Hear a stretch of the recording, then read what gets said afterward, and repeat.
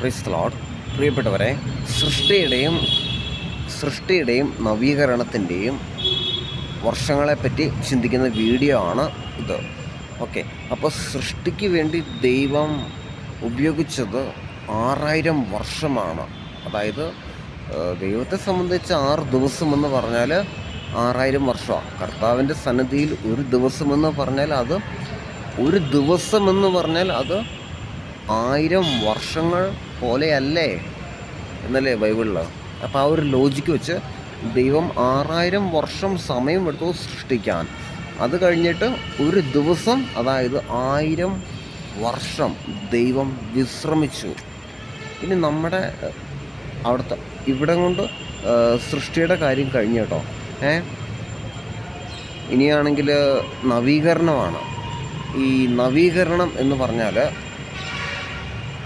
ആദം സൃഷ്ടിക്കപ്പെട്ടിട്ട് നോഹയുടെ കാലം വരുന്നില്ലേ,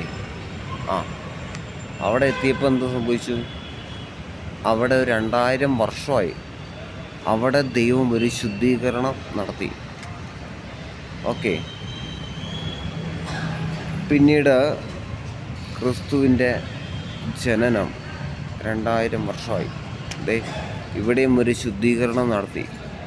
ക്രിസ്തു ജനിച്ചിട്ട് ഇന്നേ വരെ, ഇപ്പോൾ വരെ ആയപ്പം 2000 വർഷമായി.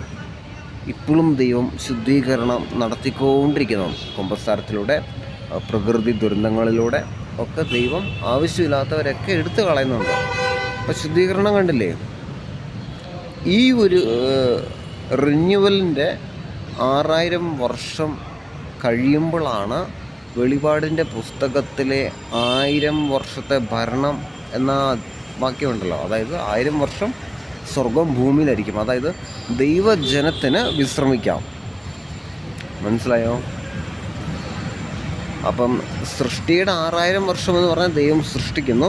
നവീകരണത്തിൻ്റെ 6000 വർഷം എന്ന് പറയുമ്പോൾ ദൈവം ഓരോ 2000 വർഷം കഴിയുമ്പോഴും ദൈവം എന്ത് ചെയ്യുന്നുണ്ട്?